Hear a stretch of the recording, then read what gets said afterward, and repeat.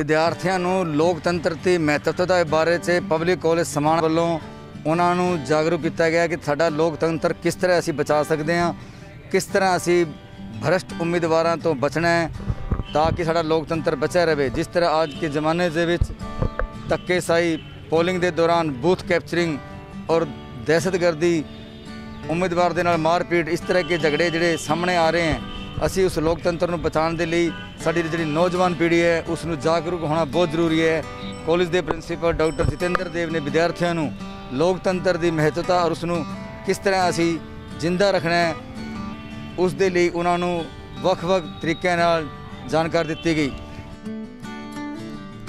लोकतंत्र ਨੂੰ ਬਚਾਉਣ ਵਿੱਚ ਸਾਡੀ ਬਹੁਤ ਭੂਮਿਕਾ ਹੈ ਕਿਉਂਕਿ ਅਸੀਂ ਹੀ ਆਪਣੇ ਜੋ ਉਮੀਦਵਾਰ ਹੁੰਦੇ ਨੇ ਉਹਨਾਂ ਦੀ ਚੋਣ ਕਰਦੇ ਹਾਂ ਤੇ ਆਪਾਂ ਪੋਲਿਟਿਕਸ ਨੂੰ ਇਸ ਲਈ ਡਰਟੀ ਨਹੀਂ ਕਹਿ ਸਕਦੇ, ਗੰਦਾ ਨਹੀਂ ਕਹਿ ਸਕਦੇ ਕਿ ਇਹਦੇ ਵਿਚਕਾਰ ਬਹੁਤ ਸਾਰੇ ਕਰਪਟਡ ਤੇ ਭ੍ਰਸ਼ਟ ਨੇਤਾ ਸ਼ਾਮਿਲ ਨੇ ਕਿ ਇਹ ਗੰਦਾ ਹੈ ਪੋਲਿਟਿਕਸ ਕਿਉਂਕਿ ਇਹਦੇ ਵਿਚਕਾਰ ਚੰਗੇ ਉਮੀਦਵਾਰ ਨਹੀਂ ਹਨ ਤੇ ਇਹ ਉਮੀਦਵਾਰ ਦੀ ਚੋਣ ਅਸੀਂ ਹੀ ਕਰਦੇ ਹਾਂ ਤੇ ਚੰਗਾ ਉਮੀਦਵਾਰ ਚੁਣਨਾ ਹੀ ਬਹੁਤ ਵੱਡੀ ਦੇਸ਼ ਭਗਤੀ ਹੁੰਦੀ ਹੈ ਕਿਉਂਕਿ ਇੱਕ ਚੰਗਾ ਉਮੀਦਵਾਰ ਹੀ ਸਾਡੇ ਲੋਕਤੰਤਰ ਦੀ ਜਾਨ ਤੇ ਆਤਮਾ ਹੁੰਦਾ ਹੈ।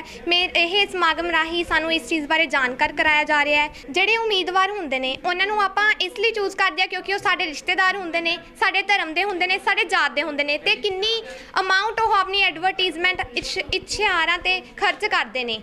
ਤਾਂ ਇਹ ਇੱਕ ਡੈਮੋਕ੍ਰੇਸੀ ਨਹੀਂ ਹੈ, ਲੋਕਤੰਤਰ ਨਹੀਂ ਹੈ ਕਿ ਈਵੀਐਮ ਮਸ਼ੀਨ ਨੂੰ ਤੋੜਨਾ ਇੱਕ ਚੰਗੇ ਲੋਕਤੰਤਰ ਦੀ ਨਿਸ਼ਾਨੀ ਹੈ ਕਿ ਇੱਕ ਉਮੀਦਵਾਰਾਂ ਨੂੰ ਗਾਲੀ ਗਲੋਚ ਕਰਨਾ, ਅਬਿਊਜ਼ ਕਰਨਾ ਇੱਕ ਚੰਗੇ ਲੋਕਤੰਤਰ ਦੀ ਨਿਸ਼ਾਨੀ ਹੈ। ਨਹੀਂ, ਆਪਾਂ ਕਿਵੇਂ ਕਹਿ ਸਕਦੇ ਹਾਂ ਕਿ ਸਾਡਾ ਦੇਸ਼ ਇੱਕ ਲੋਕਤੰਤਰ ਦੇਸ਼ ਹੈ। ਸਾਨੂੰ ਦੂਜੇ ਦੇਸ਼ਾਂ ਤੋਂ ਸਿੱਖਿਆ ਲੈਣੀ ਚਾਹੀਦੀ ਹੈ ਜਿਵੇਂ ਕਿ ਅਮਰੀਕਾ 'ਚ ਹੋ ਰਿਹਾ ਹੈ। ਪਹਿਲਾਂ ਮੈਂ ਦੱਸਣਾ ਚਾਹੁੰਦੀ ਹਾਂ ਕਿ ਜਿਹੜੀ ਡੈਮੋਕ੍ਰੇਸੀ ਹੈ ਵਟ ਇਜ਼ ਇਟ। ਜਿਹੜੀ ਡੈਮੋਕ੍ਰੇਸੀ ਆ ਅਬਰਾਹਿਮ ਲਿੰਕਨ ਦੇ ਅਕੋਰਡਿੰਗ ਉਹਨਾਂ ਨੇ ਕਿਹਾ ਸੀ ਜਿਹੜੀ ਡੈਮੋਕ੍ਰੇਸੀ ਆ ਉਹ ਆਪਣੀ the government of people for the people and by the people ਹੈ।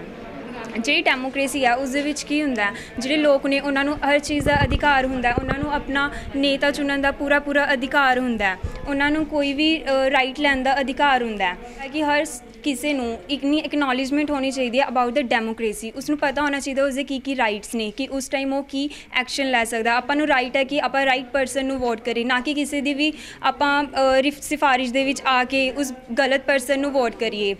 ਡੈਮੋਕ੍ਰੇਸੀ ਹੈ ਜਿਹੜੀ ਆਪਣੀ ਇਸ ਨੂੰ ਖਤਮ ਕਰਨ ਦਾ ਸਭ ਤੋਂ ਵੱਡਾ ਜਿਹੜੀ ਗੱਲ ਆ ਰਹੀ ਹੈ ਕਰਪਸ਼ਨ। ਆਪਾਂ ਹੀ ਹੁਣ ਆਪਾਂ ਕਹਿ ਸਕਦੇ ਜਿਹੜੇ ਆਪਣੇ ਕਰਪਟਡ ਪੋਲੀਟੀਸ਼ੀਅਨਸ ਨੇ ਕਹਿ ਦਿੰਦੇ ਨੇ ਪੋਲੀਟੀਸ਼ੀਅਨਸ ਕਰਪਟਡ ਨੇ, ਕਿਉਂ ਨੇ? ਕਿਉਂਕਿ ਆਪਾਂ ਉਹਨਾਂ ਨੂੰ ਵੋਟ ਕਰ ਰਹੇ ਹਾਂ। So it is important to give a vote to a right person. ਬੱਚਿਆਂ ਨੂੰ ਜਾਗਰਤੀ ਆਵੇ ਵੀ ਡੈਮੋਕ੍ਰੇਸੀ ਹੈ ਕੀ ਅਸਲ ਦੇ ਵਿੱਚ। ਇੰਡੀਆ ਦੁਨੀਆ ਦੀ ਸਭ ਤੋਂ ਵੱਡੀ ਡੈਮੋਕ੍ਰੇਸੀ ਵਾਲਾ ਦੇਸ਼ ਹੈ। ਇਹਦੇ ਵਿੱਚ ਡੈਮੋਕ੍ਰੇਸੀ ਦੀਆਂ ਵੱਡੀਆਂ ਉਦਾਹਰਨਾਂ ਦਿੱਤੀਆਂ ਜਾਂਦੀਆਂ ਨੇ ਇੰਡੀਆ ਦੇ ਬਾਰੇ, ਪਰ ਅਸਲੀਅਤ ਡੈਮੋਕ੍ਰੇਸੀ ਹੈ ਕੀ ਇਹ ਕਈ ਬੱਚਿਆਂ ਨੂੰ ਇਹਦੇ ਬਾਰੇ ਨਹੀਂ ਜਾਣਕਾਰੀ ਆਉਂਦੀ। ਜਿਵੇਂ ਅਸੀਂ ਦੇਖਿਆ ਵੀ ਡੈਮੋਕ੍ਰੇਸੀ ਲੋਕਾਂ ਦੁਆਰਾ ਚੁਣੀ ਸਰਕਾਰ ਹੈ, ਲੋਕਾਂ ਲਈ ਕੰਮ ਕਰਦੀ ਹੈ, ਠੀਕ ਹੈ।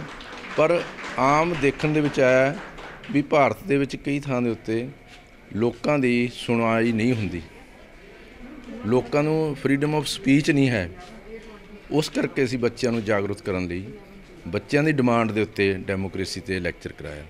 ਮੈਂ ਇਹਨਾਂ ਨੂੰ ਵਧਾਈ ਦਾ ਪਾਤਰ ਕਹਿੰਦਾ, ਪੋਲੀਟੀਕਲ ਸਾਇੰਸ ਡਿਪਾਰਟਮੈਂਟ ਵਧਾਈ ਦਾ ਪਾਤਰ ਹੈ ਜਿਹੜਾ ਡੈਮੋਕ੍ਰੇਸੀ ਦੇ ਉੱਤੇ ਇਹ ਸੈਮੀਨਾਰ ਕਰਵਾ ਰਹੇ। कैमरामैन बाल सिंह गर्ग के नाल पुरुषोत्तम कौशिक, समाणा न्यूज़।